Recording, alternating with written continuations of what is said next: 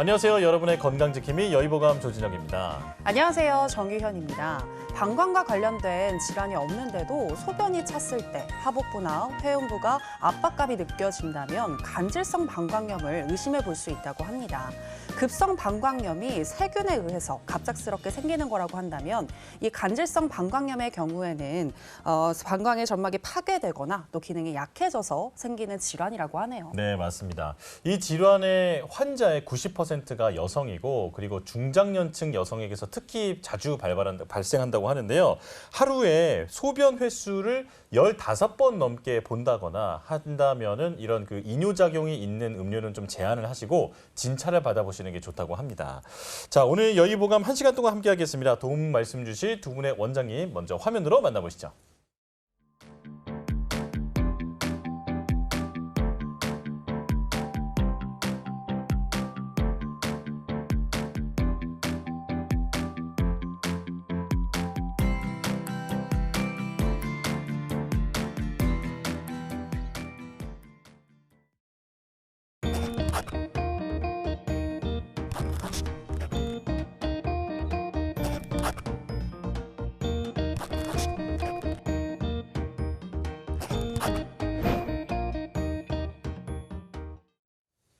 오늘 여의보감은 이중열 원장님, 지한나 원장님 두 분과 함께하겠습니다. 어서 오십시오. 어서 오세요. 안녕하십니까. 네, 나와주셔서 고맙습니다. 오늘은 오프닝 때 간질성 방광염에 대해서 이야기를 해드렸는데요.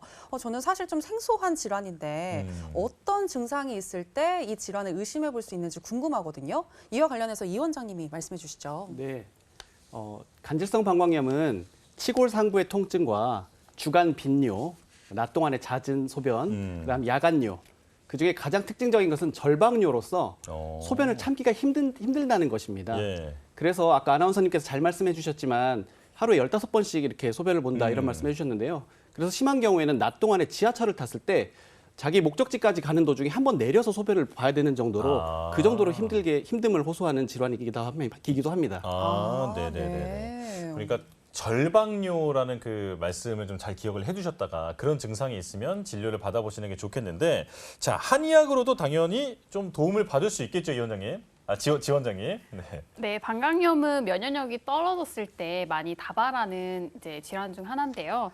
방광염의 증상은 일반적으로 면역력이 떨어져서 기여의 증상으로 발생한다고 볼 수도 있고요. 그리고 혈액이 쏠려서 습열이 조장되면서 염증이 많이 발생한다고 볼 수도 있습니다. 이렇게 원인이 굉장히 다양하기 때문에 환자분들은 간질성 방광염으로 고생하고 있으시다면 구체적인 검사와 문진을 통해서 원인이 무엇인지 정확하게 판단해 보시고 그리고 통증이 발생될 때는 복약침이나 다른 침 치료를 통해서 통증을 줄일 수 있으니까 여러 가지 한의학적 도움을 받을 수 있습니다. 네.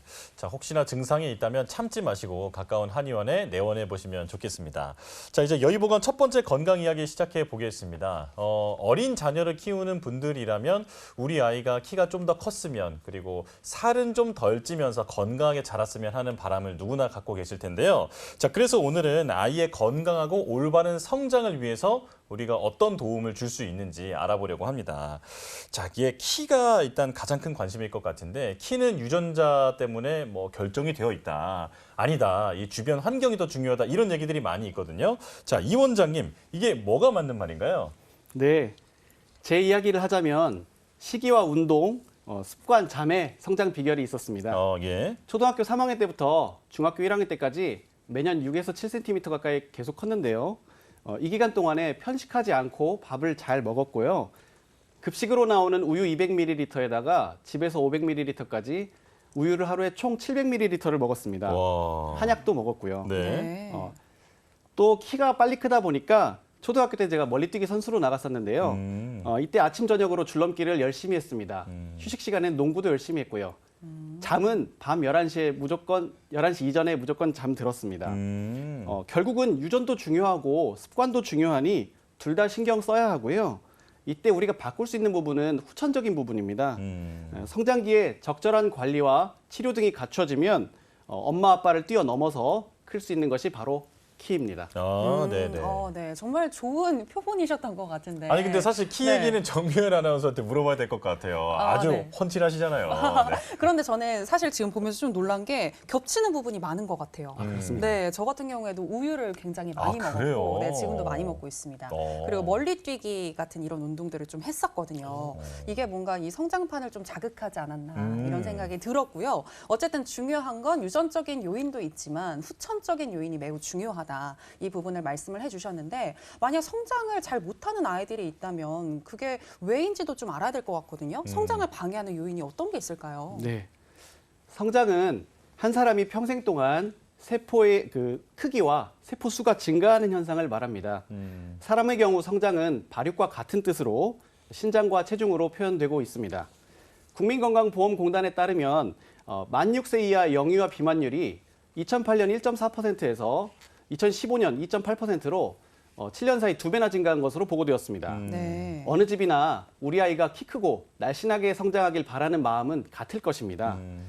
아이들 성장에 영향을 주는 요인으로는 유전, 식이, 운동, 습관, 잠, 질병 등이 있습니다. 유전에는 한계가 있어서 부모님이 키가 크시더라도 아이의 키가 작은 시점에서 2차 성징이 나타난다면 그 이후엔 유전적 요인이 유리하게 작용할 수 없습니다. 질병 중에서는 식욕부진, 복통, 장염 등의 소화기 질환과 비염, 천식, 축농증 등의 호흡기 질환, 수면무호흡증, 아토피 같은 질환들 또한 성장을 방해하는 요인입니다. 네. 유전적 요인뿐 아니라 식이, 운동, 수면, 질병처럼 이런 후천적인 그리고 환경적인 요인도 중요하다라는 말씀인데요. 자, 그렇다면 우리 아이가 키가 또래보다 조금 작은 것까지는 뭐 그럴 수 있다고 생각을 하는데 치료가 필요하다라고 이제 생각을 해야 되는 그런 기준이 있는지 궁금하거든요. 어떤가요, 원장님? 맞습니다. 성장 치료가 필요한 경우들을 살펴보겠습니다. 첫 번째, 만 2세 이상에서 사춘기 전까지 1년에 키가 평균 4cm 미만으로 자랄 때입니다. 네. 두 번째, 아이의 키가 평균 신장보다 10cm 이상 작을 때입니다. 세 번째, 잘 자라다가 갑자기 성장이 둔화되었을 때입니다. 네 번째, 현재는 작지 않더라도 지나치게 뚱뚱할 때입니다. 다섯 번째, 아이가 키 때문에 심리적으로 위축되어 있는 경우입니다. 여섯 번째, 충분히 크지 않았음에도 불구하고 사춘기가 시작될 때입니다. 네. 네네. 혹시라도 우리 아이가 성장 치료가 필요하진 않은지 지금 말씀해 주신 것들 다시 한번 참고해 보시면 좋을 것 같고요. 네. 원장님 그리고 이제 소아의 키를 미리 예측할 수 있는 그런 어떤 공식 같은 것도 있다면 좀 알려주시죠. 그렇습니다. 보통은 아버지와 어머니의 키를 평균 내서 더하기 6.5cm를 하면 남자의 키, 빼기 6.5cm를 하면 여자의 키로 예측합니다. 의학적으로 키를 결정하는 요인은 선천적인 것과 후천적인 것 모두가 연관됩니다. 오늘은 성장의 선천적인 부분은 말고 통제 가능한 후천적인 부분을 위주로 말씀드리겠습니다. 네, 계속해서 후천적인 노력에 대해서 강조를 해주고 계시는데 그렇다면 성장을 하기 위해선 어떤 부분이 중요한지도 말씀해 주시면 좋을 것 같거든요. 네. 아이들의 성장에 있어서 마음가짐도 중요한데요. 마음이 바뀌면 몸이 바뀌고 몸이 바뀌면 마음이 바뀐다. 이것을 명심해야 합니다. 우선 식이에서는 탄수화물, 단백질, 지방 등의 3대 영양소를 골고루 섭취하고요. 또한 비타민, 무기질의 섭취도 소홀히 하면 안 되는 시기가 이때이지요. 네. 어린이의 일일 칼슘 섭취량 700에서 900g은 우유로는 약 하루 2잔 정도가 적당합니다. 아이의 운동으로는 팔굽혀펴기나 윗몸 일으키기 같은 자기 체중을 이용한 운동이 성장에 도움이 되므로 하게 합니다.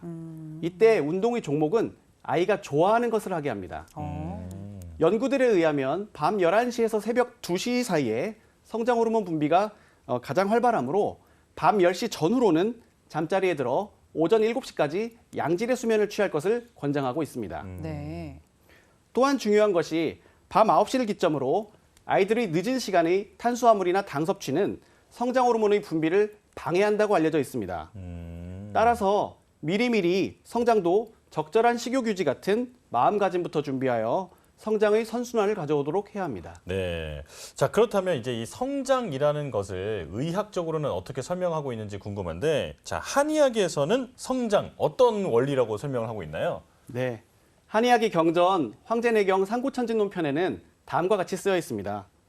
여자는 7세에 신기가 성하고 치아가 다시 나고 모발이 길어진다. 14세에 천계가 이르니 인맥이 통하고 태축맥이 성하여 월경이 시작되고 생식력이 생긴다. 남자는 8세에 신기가 실해지고 머리털이 무성하게 자라고 이가 다시 난다. 16세에 신기가 성하고 천계가 이르러 정기가 넘쳐 쏟아지니 남녀가 만나 아이를 가질 수 있다. 옛날에 꼬마 신랑과 꼬마 신부가 다 가능했던 이유가 있는 것입니다. 조선왕조실록 인조 24년에 따르면 황기를 왕세자와 어린이들의 건강을 위하여 사용했다고 합니다. 옛날부터 아이들의 건강과 성장에 도움이 되는 약재로 황기가 손꼽혔던 이유를 현대적으로 분석해 보면 황기가 좋은 단백질원이기 때문입니다. 또한 황기에는 면역력을 올려주는 사포닌과 혈당 수치를 낮춰주는 이눌린도 풍부합니다. 게다가 플라보노이드나 다당류 같은 활성 물질이 함유되어 있어 우리 선조들의 지혜가 대단하다고 할 수 있겠습니다. 네. 자, 그리고 아이의 키가 성장하는 데는 또 사춘기의 영향, 호르몬의 영향도 아주 중요하다고 알고 있는데요. 이에 대해서도 깊이 있게 좀 설명해 주실까요? 네. 성장에서는 뼈 나이, 고령령을 가장 중요하게 생각합니다. 예. 뼈 나이가 많을수록 성장판이 빨리 닫힙니다. 한번 닫혀버린 성장판을 다시 여는 방법은 없지만 아직 성장판이 열려있는 아이들의 경우에는 남은 기간 정말 최선을 다해야 합니다. 네. 그래서 성장에서는 사춘기가 상당히 중요합니다. 여자아이들은 초경 직전 1년이 키성장의 황금기라고 할 수 있습니다. 안타깝게도 여자아이가 초경을 시작했는데 키가 너무 작다면 또는 남자아이가 사춘기 후기에 면도가 매번 필요할 정도로 수염이 많이 났을 때쯤 한의원에 온다면 아쉽게도 크게 도와줄 수 있는 방법은 없습니다. 사춘기는 다음과 같은 방법으로 알 수 있습니다. 어머니가 언제 초경을 시작하셨는지, 아버지가 언제 더 이상 키가 자라지 않았는지를 알아야 합니다. 또한 이른 사춘기라는 개념이 있는데요. 일반적으로 성조숙증으로도 많이들 알고 계시죠? 예. 네, 이른 사춘기는 가족력이 있어서 부모님 중 이것을 경험하셨던 분이 계실 수도 있습니다. 네. 여자아이와 남자아이의 이른 사춘기도 알 수 있는 방법이 있는데요. 여자아이들은 유방의 발달을 보면 알 수 있습니다. 대략 5단계에 걸쳐서 나타나는데요. 이때 중요한 것은 아이가 상의를 갈아입을 때 엄마가 자연스럽게 관찰해 주는 것입니다. 네. 남자아이들의 이른 사춘기는 여자아이들보다는 조금 알기 어려운데요. 이는 고환의 크기로 이른 사춘기의 단계를 알 수 있기 때문입니다. 고환의 크기가 새끼 손톱만 하던 것이 엄지 손톱만 하게 되면 대략 맞습니다. 이때 중요한 것은 아이가 샤워하기 전후에 아빠가 자연스럽게 확인해야 한다는 것입니다. 네. 부모님들이 체크를 잘 해주시는 게 중요한 것 같은데 또 성장 호르몬이 이 성장기 때뿐만이 아니라 평생에 걸쳐서 나온다라는 말이 있던데 이 부분에 대해서도 설명해 주시죠. 네. 사실 성장 호르몬은 아이들에게만 중요한 것은 아닙니다. 물론 성장 호르몬의 주요 역할이 아이의 성장을 담당하는 것입니다만 사춘기 이후에 뼈 성장이 끝난 후에는 체지방을 감소시키거나 근육을 증가시키는 등의 역할을 하기 때문에 성인에게도 중요합니다. 네. 사춘기에 주의해야 할 점은 호르몬의 영향으로 아이의 반응이 예민해진다는 점입니다. 사춘기 때의 스트레스는 성장에 악영향을 줍니다. 그렇군요. 그러니까 이 성장 호르몬이 평생에 걸쳐서 조금씩 나오기는 하는데 성장기 때가 가장 중요하다. 이것이 신장을 결정하는 중요한 요인이 된다라고 말씀을 해주셨잖아요.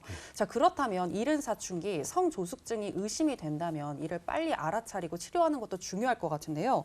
한의학적으로는 어떻게 치료하는지도 궁금하거든요. 네. 성장의 한방 치료에는 침, 왕뜸, 한약, 추나 등이 있습니다. 특히 한약의 효과가 가장 큰데요. 성장에 도움이 되는 한약재는 참으로 많습니다. 그중에서도 황기, 속단, 오가피, 녹용분골, 녹용상대 등등이 있습니다. 좀 쉽게 주유소에서 기름을 넣을 때를 예로 들어볼게요. 네. 가스, 경유, 휘발유, 고급 휘발유, 차종별로 다 연료가 다르지 않습니까? 네.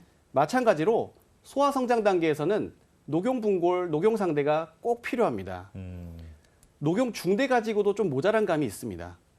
좋은 녹용을 먹고 건강하게 자란 아이들은 커서도 아주 활기찹니다. 여기서 녹용과 관련된 중요 논문 한 편만 말씀드리겠습니다. 네. 네. 서울대학교에서 발표한 논문인 녹용 추출물이 성장기 흰쥐의 혈중 IGF-1 농도, 골격 성장 및 비장세포 증식 등에 미치는 영향을 살펴보면 녹용을 복용하면 그 안에 성장인자를 촉진하는 성분이 있어 성장인자 분비량을 증가시키고 골격을 크게 한다는 것을 확인할 수 있습니다. 이처럼 녹용 한약의 키성장 효과는 학술적으로도 증명된 부분입니다. 네, 성장 치료에 있어서 녹용의 효과까지 들어봤고요. 그리고 무엇보다 이 골든타임, 치료의 시기를 잘 지키는 것도 중요할 것 같은데 그 시기를 언제로 보면 될까요? 네. 1년에 5mm씩만 키워도 10년이면 5cm가 되니까 최선을 다해야 합니다. 남자아이들은 음모가 나기 전에 성장에 신경을 써야 합니다. 여자아이들은 초경이 시작되기 전에 성장에 신경을 써야 합니다. 특히 여자아이들은 초경이 시작되면 10cm씩 많이 크지는 않게 됩니다. 네. 또한 앵모, 겨드랑이 털이 나는 순간 성장이 거의 둔화되므로 남녀 아이들 모두 미리미리 초등학교 저학년부터 성장에 신경을 써야 합니다. 초음파로 성장판을 찍어보면 희미한 회색을 나타내는 부분, 즉 성장판이 열려있는 부분이 넓으면 넓을수록 유리합니다.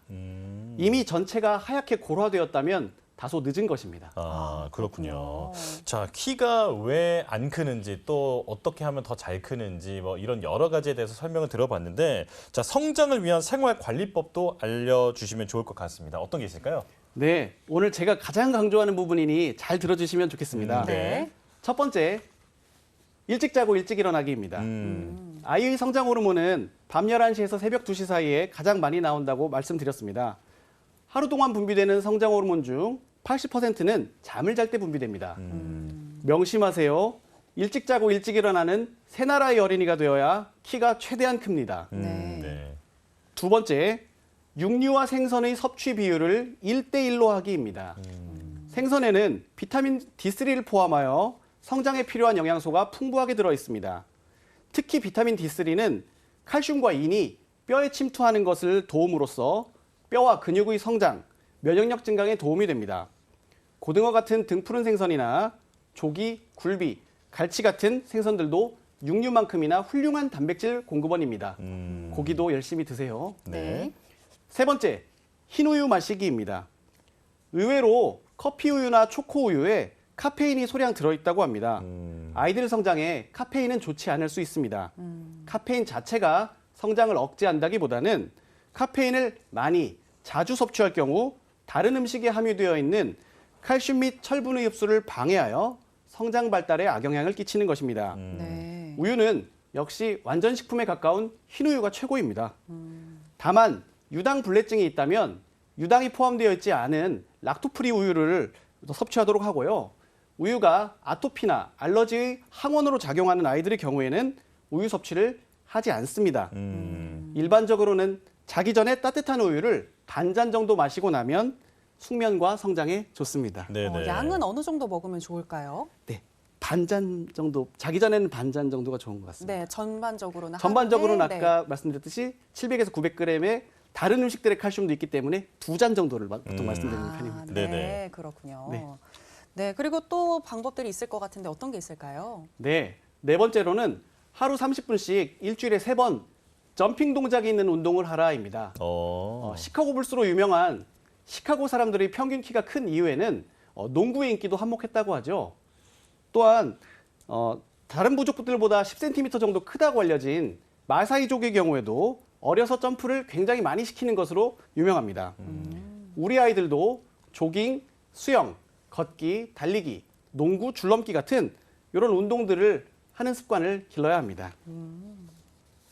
네. 네, 그리고 다섯 번째, TV나 스마트폰을 조금만 하고 자세를 바르게 하기입니다. 구부정한 자세를 계속하게 되면 목, 어깨, 허리 등 체형 전체가 바뀔 수 있습니다. 예.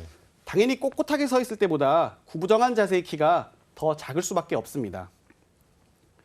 여섯 번째, 스킨십을 많이 하고 성장 곡선 체크하기입니다. 아이의 성장에서 부모와의 유대 관계는 매우 중요합니다. 이제부터라도 부모님들께서는 아이들에게 자주 애정 표현을 해주세요. 마사지는 종아리 부분보다는 성장판의 시작과 끝부분 위주로 해주시면 좋습니다. 동시에 아이 키와 몸무게가 현재 평균 어느 정도 되는지를 주기적으로 체크합니다. 신장과 체중의 변화를 동시에 관찰, 기록하는 습관을 꼭 기억하고 지킵니다. 네네. 네, 잘 클 수 있는 생활관리 방법에 대해서 지금 언급을 해주셨는데요. 쭉 들어보니까 성장을 위해서뿐만이 아니라 우리 성인들도 알아두면 좋은 그런 팁들이 많았던 것 같습니다. 그리고 또 생각을 해보면 스트레스를 안 받는 거, 이 스트레스를 관리하는 것도 매우 중요할 것 같은데 아무래도 이 성인인 우리 부모님들, 특히 부모님들이 많이 좀 아이들한테 스트레스를 줄 수 있을 것 같거든요. 그렇죠. 잔소리 좀 덜 해야겠죠. 네, 그래서 어떤 아이들을 대하는 에티켓 같은 것도 말씀을 해주시면 좋을 것 같거든요. 네. 내일부터 추석 연휴입니다. 일가 친척들이 오랜만에 만나서 안부도 묻고 담소도 나눌 텐데요. 어른들이 아이들 키나 몸무게를 가지고 비난하기보다는요. 누구누구 많이 컸네. 이렇게 덕담만 남기는 것은 어떨까요? 소아 성장에는 질책이나 비난보다는 따뜻한 말 한마디가 더욱 소중하고 아이의 성장에 좋은 방향으로 작용할 것이기 때문입니다. 네. 네. 자, 아이의 키가 그 유전적 영향을 무시할 수 없지만 후천적인 노력으로도 얼마든지 보완이 가능하다는 점 기억하셨으면 좋겠습니다. 자, 아이의 성장에 대한 내용 다시 정리해봤습니다. 화면으로 만나보시죠.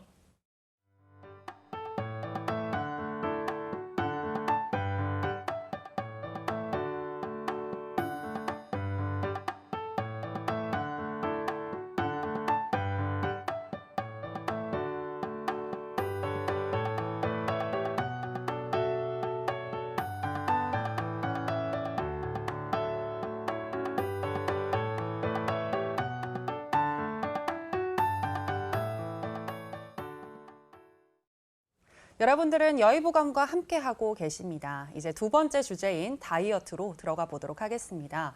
현대인들이 앓는 질병들 중에서 가장 높은 상승률을 보이고 있는 것이 바로 비만이라고 하는데요. 성인들뿐만이 아니라 이 청소년들의 비만율도 날이 갈수록 계속 높아지는 추세라고 합니다. 그만큼 다이어트 생각하시는 분들 많으실 것 같은데 올바른 다이어트 방법에 대해서 한번 알아보도록 하겠습니다. 지원장님, 우리가 보통 다이어트라고 한다면 적게 먹고 많이 움직이자라는 것을 어떻게 보면 하나의 공식이자 진리이다 말하고 많이들 생각을 하실 것 같은데 제가 알기로는 꼭 이것만이 정답은 아니라고 하더라고요. 올바른 다이어트를 위한 어떤 핵심이 있다면 뭔지 말씀해 주시죠. 네, 다이어트의 핵심은 적게 먹는 게 아니다라는 겁니다. 우리가 다이어트를 시작할 때 보통 어떻게 생각하죠? 먼저 적게 먹어야겠다, 안 먹어야겠다 이렇게 많이들 생각하시죠? 그래서 안 먹던 닭가슴살 먹고 샐러드 먹고 이렇게 하다가 배고파도 계속 참아요. 원래 다이어트는 배고픈 거다 이렇게 생각하면서요. 네. 근데 결국에는 한 3일째 정도 되면 갑자기 케이크, 치킨 이런 것들이 당기면서 배달 주문하게 되고 갑자기 마구마구 먹게 되죠. 이렇게 식사량을 제한하는 다이어트는 결국에 오랫동안 평생 유지할 수 없기 때문에 다이어트가 실패로 끝나는 경우가 많은데요. 네. 식사량을 제한하는 다이어트는 이렇게 효과도 떨어질 뿐만 아니라 신체적, 정신적 건강에도 별로 좋지 않기 때문에 권장해드리지 않습니다. 우리 실제로 주변에서 프로필 촬영한다고 급격하게 다이어트를 했는데 촬영 끝나고 난 뒤에 요요 현상 많이 왔다. 그리고 예전보다 식욕이 더 올라왔다. 그리고 조금만 먹어도 살이 찐다. 피로감이 더하다. 이렇게 호소하는 분들 주변에서 많이 볼 수 있죠. 네네. 네네. 자, 칼로리를 제한하는 것이 우리가 흔히 상식적으로 아는 다이어트 방법인데, 근데 사실 이것이 단기간으로는 살이 좀 빠지더라도 나중에는 정작 크게 도움되지 않는다라는 얘기도 있더라고요. 이와 관련된 실험이 있다면서요? 네, 실제로 미국 미네소타 대학교에서 1944년에서 45년까지 실행한 실험이 있는데요. 젊고 건강한 남성 지원자 36명을 대상으로 6개월 동안 원래 먹던 양의 절반가량만 음식을 섭취하게 했고 일주일 동안 무려 35km를 걷게 했습니다. 네. 당연히 6개월 정도 이렇게 식사량을 제한했기 때문에 체중이 다 평균적으로 감소를 했겠죠. 네. 평균적으로 한 25% 정도 감량했는데요. 그런데 문제는 다이어트 기간 동안 이 젊은 남성들이 음식에 대해서 굉장히 강한 집착을 보였고요. 다이어트가 끝난 이후에도 체중이 원래대로 돌아왔음에도 불구하고 음식에 대한 욕구가 굉장히 높고 그리고 군것질을 계속하고요. 그리고 배고픈 느낌이 계속 드는 겁니다. 그리고 더 문제는요. 신체 대사량이 체중을 감량하기 전보다 40% 정도 감소했고요. 이뿐만 아니라 뭐 체온이나 맥박수, 콜레스테롤 수치 이런 것들이 흔들리기 시작했어요. 그리고 이런 신체적인 변화뿐만 아니라 정신적인 변화도 나타났는데요. 일단 이해력, 판단력, 집중력 등이 떨어지고 성적 욕구 또한 떨어졌고요. 그리고 뭐 우울, 짜증, 예민, 그리고 건강염려증까지 발생하기도 했습니다. 이렇게 식사량을 제한하는 다이어트는 우리 신체, 정신적인 건강에도 안 좋은 영향을 끼칠 수 있다는 걸 보여주는 실험이라고 할 수 있습니다. 와, 네, 그러니까 먹는 양을 무작정 줄이는 게 답은 아니다라는 것에 대해서 말씀을 해주셨는데요. 자, 그렇다면 다이어트를 위한 식이 조절은 어떻게 접근하면 될까요?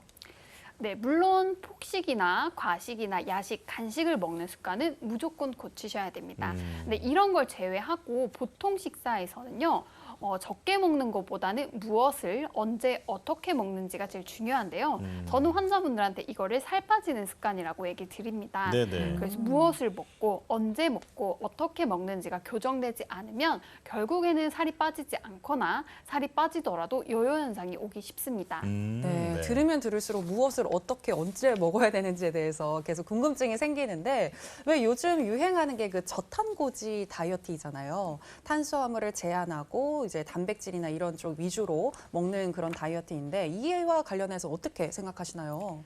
네, 일단 살을 빼려면요, 혈당 수치를 올리는 탄수화물의 섭취를 제한해야 되는데요. 네네. 왜 탄수화물이 다이어트에 적이고 혈당 수치가 올라가는 게 건강에 안 좋은지를 알려면 세 가지 호르몬에 대해서 알아야 됩니다. 네. 그렐린, 인슐린, 렙틴 호르몬이 바로 그것인데요.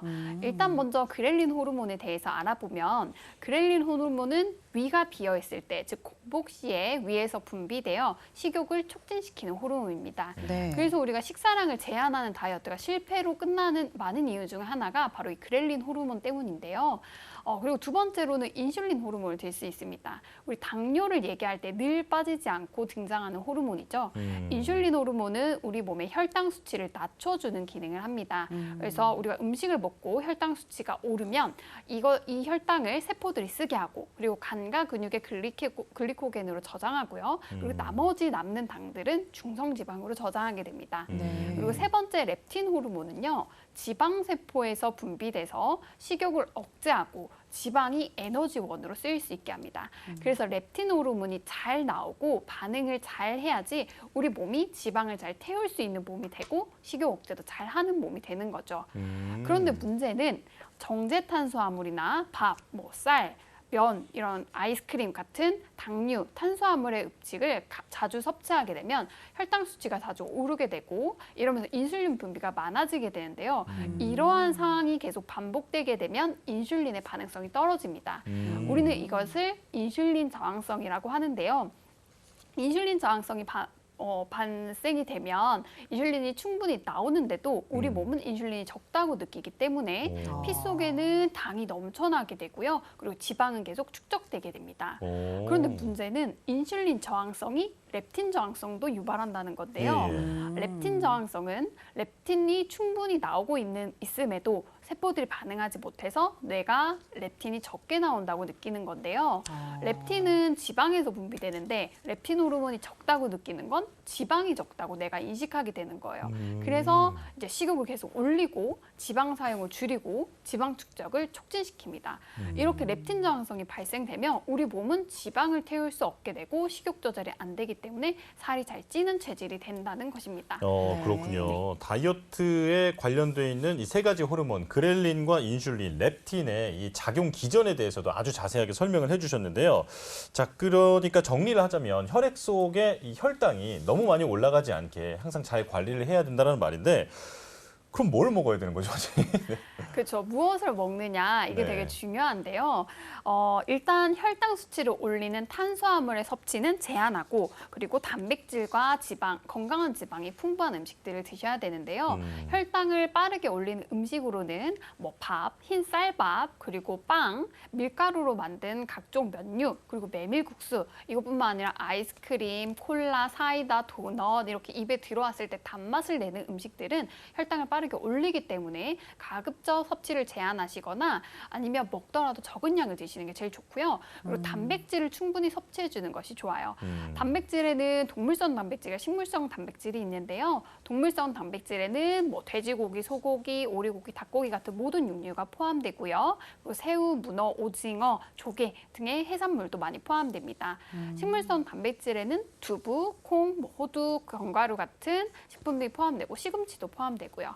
자, 그런데 단백질을 섭취하라고 했더니 소고기에 얌얌 팍팍 해가지고 소불고기 해먹는 분들이 있으세요. 네. 자, 이렇게 되면 양념 안에 설탕이나 물엿과 같은 이제 당을 올리는 성분들이 많기 때문에 다이어트에 도움이 되지 않으세요. 그래서 단백질을 섭취할 때는 양념은 최소화하고 소금, 후추만 간단하게 하셔서 드시는 게 좋고요. 그 심장 질환이 있거나 고지혈증이 있는 분들은요, 지방 섭취 제한도 어느 정도 하셔야 되세요. 그래서 이제 고기는 비계를 떼고 드시거나 굽기보다는 뭐 삶거나 쪄서 기름기는 쏙 빼고 드시는 것이 좋습니다. 아, 예. 그렇군요. 그러니까 정리를 해보자면 이 짠 음식과 단 음식은 피하고 식이섬유와 단백질 위주로 섭취를 하시는 게 좋겠다라고 얘기를 해주셨는데요.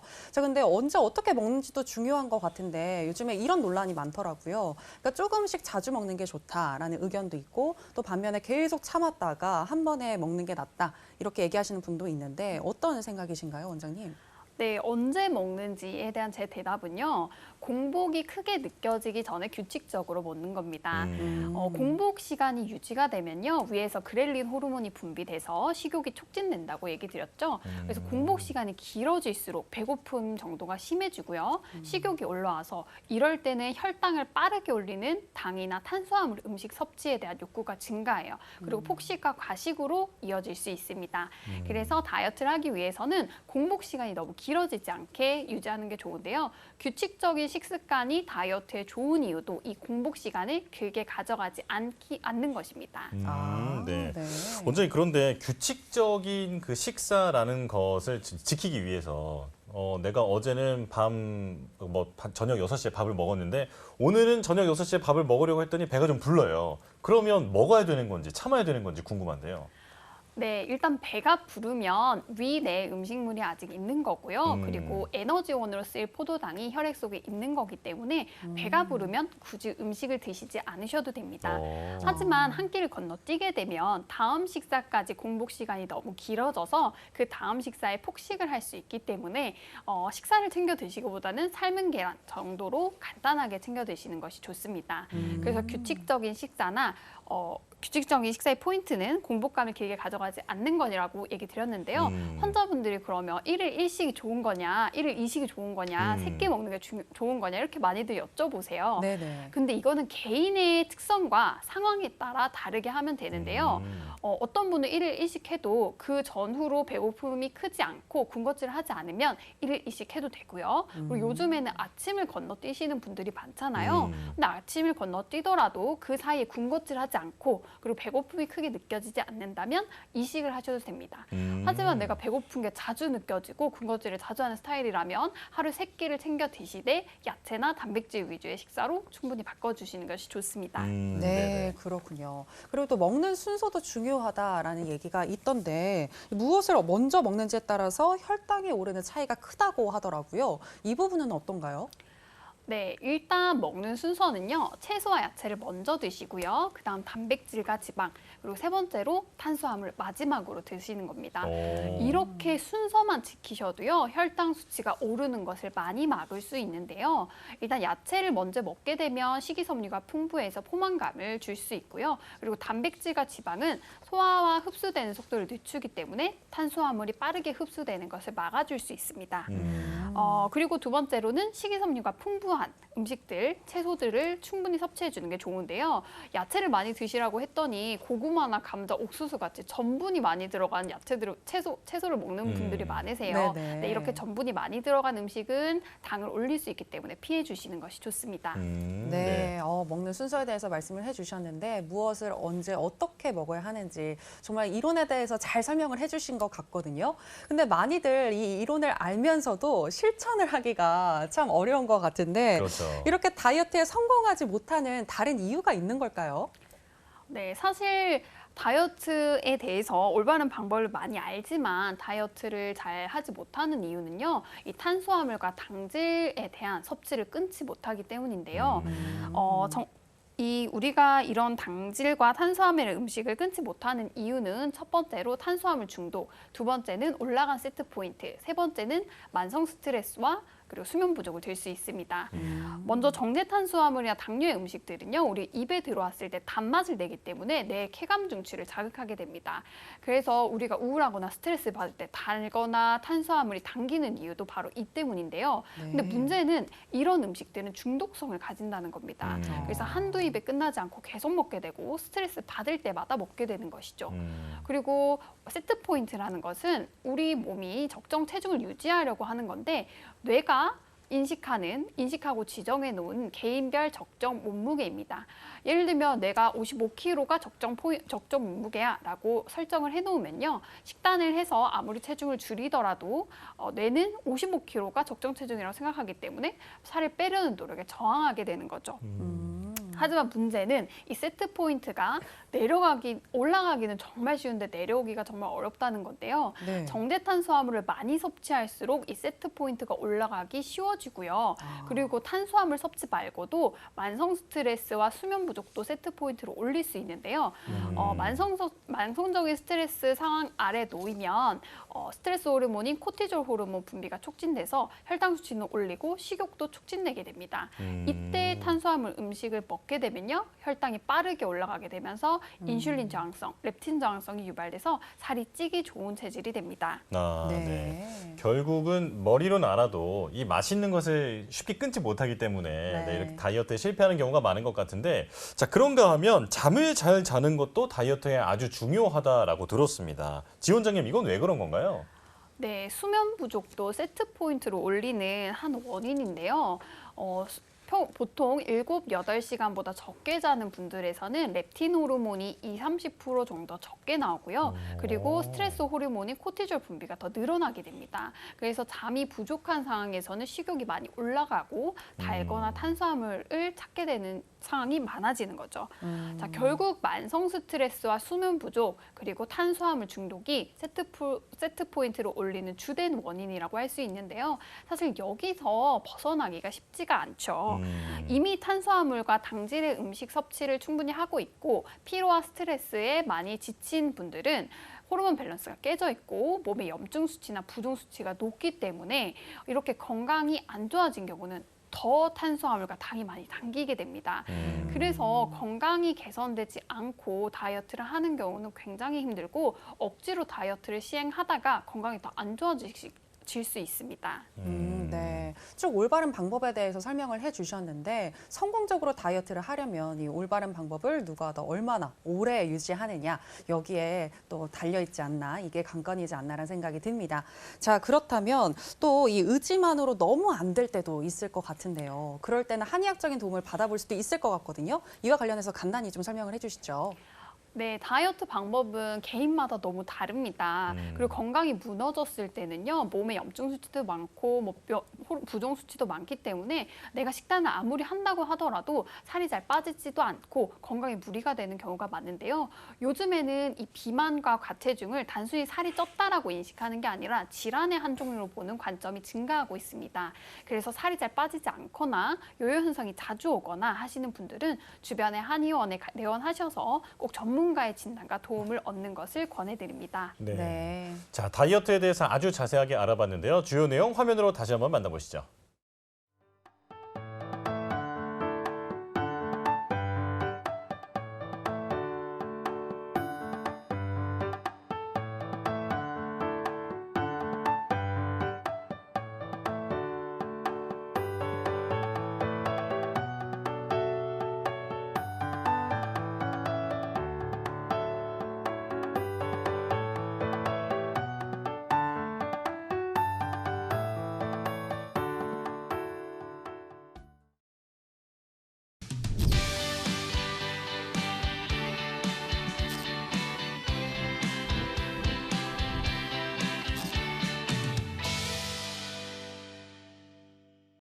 한의학에 대한 궁금증을 시원하게 풀어드리는 코너 무엇이든 물어보감입니다.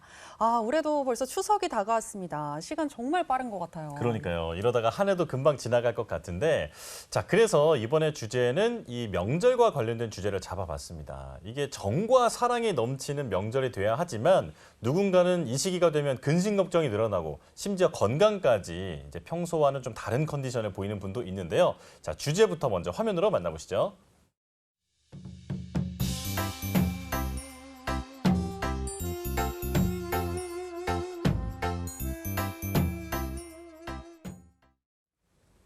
자, 명절 증후군 예방. 정말 이 시기가 되면 뉴스에서도 많이 나와요. 뭐 네. 집에서 싸움이 벌어졌다. 가족 간의 다툼으로 어떻게 됐다. 이런 얘기 정말 많거든요. 다 그 원인이 명절 증후군이 아닐까 싶은데 자, 원장님들께 이제 질문을 하겠습니다. 자, 먼저 가볍게 이 원장님은 이번 계획이 어떻게 되세요? 네, 양가를 방문해서요. 매 명절 그랬듯이 어르신들 맥 잡아드리면서 건강진단해드리는 것으로 저는 역시 목표를 삼았습니다. 네. 화기애애할 것 같은데요. 그러니까 네. 어르신들이 너무 좋아하실 것 같은데요. 지원자님 같은 경우에는 주방 일을 조금 도우시지 않을까라는 생각이 드는데 이 주방 일이 인체에 주는 스트레스가 크다고 알고 있거든요. 뭔가 안 좋은 그런 자세 같은 것들이 있을까요? 네, 우리 전 부치거나 이럴 때 쪼그려 앉아서 많이 전을 부치잖아요. 네. 근데 이렇게 되면 허리와 고관절을 연결하는 장요근이 수축하게 되고 골반이 뒤로 빠지게 되면서 안 좋은 자세가 형성될 수 있는데요. 이런 자세로 오래 유지하게 되면 갑자기 일어서면서 허리가 삐끗한다거나 이런 증상이 발생할 수 있습니다. 그래서 항상 중간중간 자세를 바꿔주고 스트레칭을 해주는 것이 중요합니다. 네.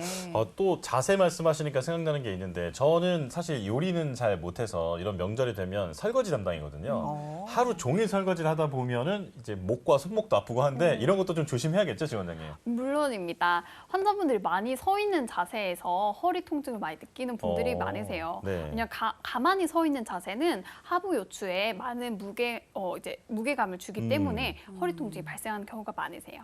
네, 그렇군요. 그리고 아까 다이어트 관련해서 이야기를 해주셨으니까 지원자님께 여쭤보고 싶은 게 왜 명절 때 다이어트 하시는 분들 정말 힘들거든요. 네, 특히나 좀 피해야 할 음식이 있다면 어떤 게 있을까요? 네, 오늘 탄수화물을 피하라고 많이 말씀드렸는데요. 제가 피해야 될 음식으로 뽑자면 일단 떡이 많이 많고요. 정말 그리고 좋아하는데. 뭐 떡국 이런 것도 있고 그리고 밀가루로 된 전 이런 것들을 피해 주셔야 되세요. 그래서 요즘에 약과도 되게 많이 유행하거든요. 네, 맞아요. 맞아요. 약과 이런 것도 피해 주시는 게 좋으세요. 듣기만 해도 마음이 아프지만 다이어트를 위해서는 좀 피해야 할 것 같고요. 네. 자, 그렇다면 이렇게 급진 살, 아무래도 주의하려고 하더라도 뭔가 이렇게 먹게 되면 살이 좀 찔 수도 있을 것 같은데 급진 살을 뺄 수 있는 방법은 없을까요, 지원장님?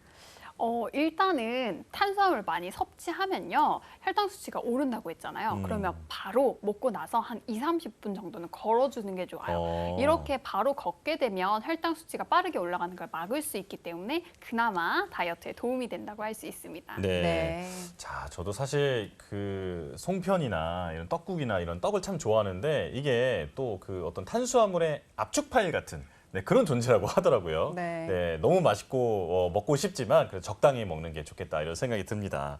자, 그리고 과식을 하다 보면 또 갑자기 이제 소화기에 어떤 문제가 생기는 경우가 있는데 급성 위장 장애가 생기는 경우가 있다고 합니다. 자, 이런 경우에 응급처치법을 알아둬야 할 것 같은데요. 이건 이 원장님께서 알려주실까요? 네, 혈자리 한 군데만 말씀드리면 소상이라는 혈자리를 말씀드리겠습니다. 엄지손톱의 내측에서 손톱이 세로 부분과 가로 부분이 90도로 만나는 쪽을 교차하는 쪽을 이렇게 따면은 네네. 아주 급성 위장염의 효과가 좋거든요. 사실은 명절 이후에 급성 위장염뿐만이 아니고 역류성 식도염, 역류성 인후두염으로 가장 많이 한의원을 찾아오시는 질환이 소화기 질환이세요. 네네. 그래서 너무 명절 동안에 술이나 뭐 아까 원장님 말씀해 주셨던 떡이나 전 같은 거 과식하시고서 이렇게 집에서 좀 소화기 문제가 일어나지 않도록 좀 주의해 주시고요. 네.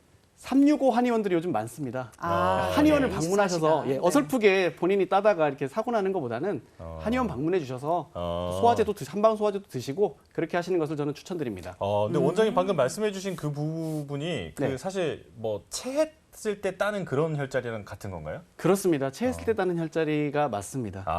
네네. 네. 그렇게 말씀해 주시면 좀 쉽게 이해를 하시는 네. 분들이 많이 있을 것 같아요. 네. 근데 저는 보통 이제 할머니가 저 어렸을 때 이렇게 위장 장애가 있을 때 실제로 이 바느질을 하는 그 바늘로 제 손을 따주셨거든요. 네. 이것도 맞는 방법인가요, 원장님? 그것이 맞는 방법인데 네. 사실 위생 때문에 그 요즘에는 그렇게는 권해드리진 않고요. 저는 이제 2007년도에 타이 항공 타고 태국 갔을 때 기내에서 한 분 이렇게 불편하셨던 분이 있어서 그렇게 해드린 적은 있었거든요. 예. 그러니까 위급한 상황이 아니고서는 침을 맞으시는 게 좋고요. 아니면 란셋으로 따시는 게 좋거든요. 알코올 네네. 솜으로 처리를 하고 나서 하셔야 되는데 일반인들은 그런 과정들을 생략하시기 때문에 위생에서 굉장히 문제가 있을 수 있어요. 그래서 한의원을 방문하시는 말씀을 그래서 드리는 것입니다. 네네. 그렇군요. 자, 그리고 이제 건강에 대한 얘기뿐 아니라 어찌 보면 그보다 더 심한 문제, 가족 간의 갈등, 또 어떤 가사로 인한 스트레스 이런 것들로 인해서 어떤 정신 건강에 영향을 받는 분들이 많을 것 같은데요. 자, 몸과 마음이 지치지 않도록 이 기간에 어떤 노력을 해야 할지 이 원장님께서 좀 조언을 해주시죠. 네. 제가 오기 전에 명절 잔소리 메뉴판이라는 것을 찾아봤거든요. 네네. 네. 이유식 꼭 해 먹여라. 천기저귀 써라. 5만 원 주셔야 되고요. 예. 모유수유 꼭 해라. 애가 누굴 닮았니? 10만 원 주셔야 되고요. 네네. 애는 남한테 맡기지 말고 네가 봐라. 한 명은 외롭지 않겠니? 20만 원입니다. 네네. 명절 동안 잔소리를 해서 가족 간에 불화를 일으키시면 안 되세요. 존댓말을 서로 써주시고요. 가사노동이나 운전도 좀 분담해 주시고 네 탓이다라는 생각보다는 그래 내가 한 발 더 하지 하나 더 하지 뭐 이런 자세로 서로 배려하고 사랑하는 자세로 이번 추석 명절을 보내시면 어떨까 싶습니다. 네. 네. 저는 들으면서 그냥 차라리 듣고 돈 받고 싶다 이런 예, 생각이 맞아요. 이거 뭐 약간 이제 드는데요. 잔소리 하시는 분들 만나면 금방 부자 될 것 같아요. 네, 그러게요. 그리고 또 이제 추석 명절에 이렇게 좀 지방에 가시는 분들이 많으신 것 같은데 이럴 때 좀 장기 운전을 하게 되잖아요. 맞아요. 네. 이런 척추 질환도 많이 좀 힘이 들 것 같거든요. 특히 목 같은 경우 많이 아플 것 같은데 좀 이렇게 쉽게 할 수 있는 스트레칭 같은 것도 알려주시면 좋을 것 같거든요, 이 원장님. 스트레칭이요. 네. 설마 지금 이 목 뒤에 그 오목한데 거기 네, 하시는 거 거기 아닌가요? 말씀드리려고 지금 말씀드리는 제가 이제 거거든요. 눈치가 빨라져가지고. 네. 미용 베드 같은데 이렇게 빠져나오는 그 후두부 쪽에서 네네네. 뒤에서 이렇게 수건 같은 거 하나 대고 그 서로 배우자나 연인 또는 이렇게 형제자매끼리 방금 조 아나운서님께서 말씀해주신 머리 후두부의 오목한 부분을 그 이렇게 풀어주면은 훨씬 더 이 피로를 푸는데 좋고요. 그 다음에 추천드리는 부분은 승모근입니다. 상부, 중부, 하부 승모근이 다 연관되어 있으니까 네네네. 특히 저는 어깨 질환을 말씀드릴 때 보통은 뒤쪽으로 우리가 많이 마사지를 하는데 어깨는 동전의 양면과 같으세요. 네네. 뒤쪽뿐만이 아니고 앞쪽도 많이 풀어주셔야 이 흉근이 같이 풀리면서 이 승모근 쪽이 훨씬 더 잘 풀리기 때문에 그 점을 신경 쓰시면 될 것입니다. 네, 좋은 알겠습니다. 팁 고맙습니다. 이렇게 무엇이든 물어보가 명절 증후군 예방법에 대해서 알아봤습니다. 네, 만물이 풍성한 한가위니만큼 명절 증후군 없이 소중한 사람들과 행복하고 즐거운 시간 보내셨으면 좋겠습니다. 네, 자 여의보감 오늘 준비한 소식은 여기까지입니다. 함께해 주신 여러분 고맙습니다. 즐거운 한가위 보내세요.